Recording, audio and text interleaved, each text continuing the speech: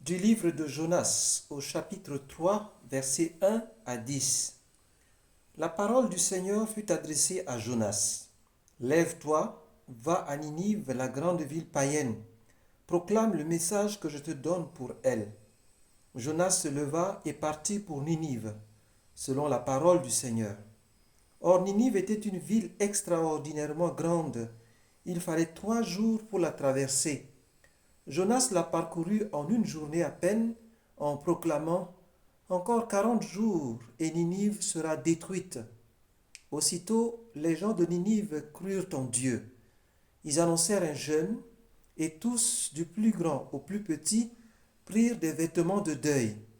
La chose arriva jusqu'au roi de Ninive. Il se leva de son trône, quitta son manteau, se couvrit d'un vêtement de deuil, s'assit sur la cendre. Puis il fit crier dans Ninive ce décret du roi et de ses grands. Hommes et bêtes, gros et petits bétail, ne goûteront à rien, ne mangeront et ne boiront pas. On se couvrira de vêtements de deuil, hommes et bêtes, on criera vers Dieu de toute sa force, chacun se détournera de sa conduite mauvaise et de ses actes de violence. Qui sait si Dieu ne se ravisera pas, s'il ne reviendra pas de l'ardeur de sa colère. Et alors, nous ne périrons pas. En voyant leur réaction et comment ils se détournaient de leur conduite mauvaise, Dieu renonça au châtiment dont il les avait menacés.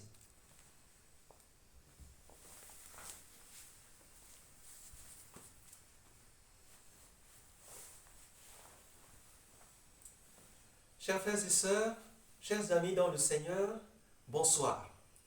Je voudrais vous proposer quelques points d'oraison pour votre contemplation de ce mercredi dans la première semaine de Carême. Commencez toujours par la mise en présence et demandez au Seigneur, dites au Seigneur, Seigneur, je m'abandonne à toi, fais de moi ce que tu voudras. Après cela, représentez-vous le lieu. Ici, c'est la ville de Ninive, c'est une grande ville, puisqu'il faut 3 jours pour pouvoir le traverser. Voyez la diversité des personnes qui vivent dans cette ville. Voyez aussi ce qui caractérise spécifiquement cette ville, à savoir le péché.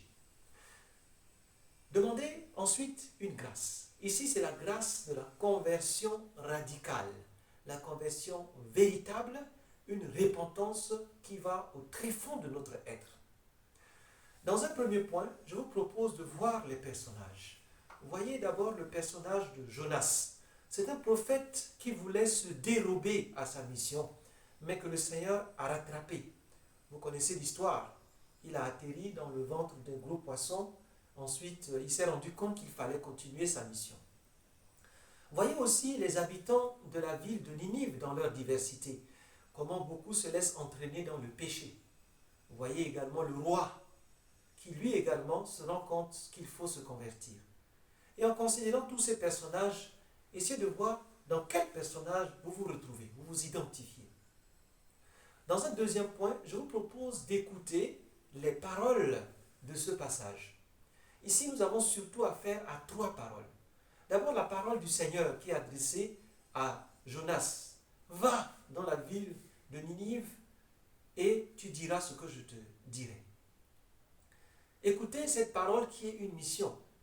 Rappelez-vous peut-être votre propre mission.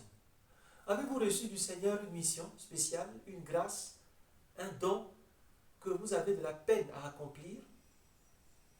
Et demeurez en ce lieu si vous trouvez quelque goût. Ensuite, voyez, écoutez la parole de Jonas.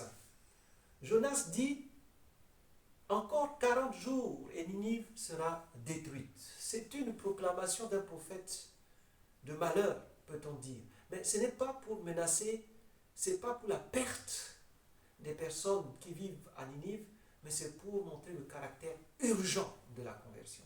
Écoutez ces paroles et ressentez son caractère urgent. Et enfin, le décret du roi qui publie à l'intention de tous ces sujets, y compris les animaux. Il proclame un jeûne et il proclame également que tous se revêtent des vêtements de pénitence.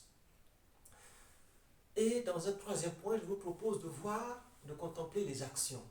Dieu qui envoie Jonas en mission, Jonas qui s'en va en mission, les habitants de Ninive qui proclament un jeûne et qui commencent à jeûner, le roi lui-même qui descend de son trône et qui se met dans des habits de pénitence.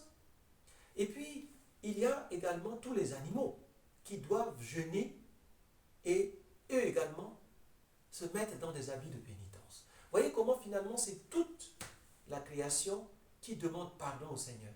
Et enfin, voyez comment Dieu se laisse attendrir et il renonce au châtiment. Voyez, contemplez toutes ces actions et dites-vous, qu'est-ce que cela me dit personnellement à moi?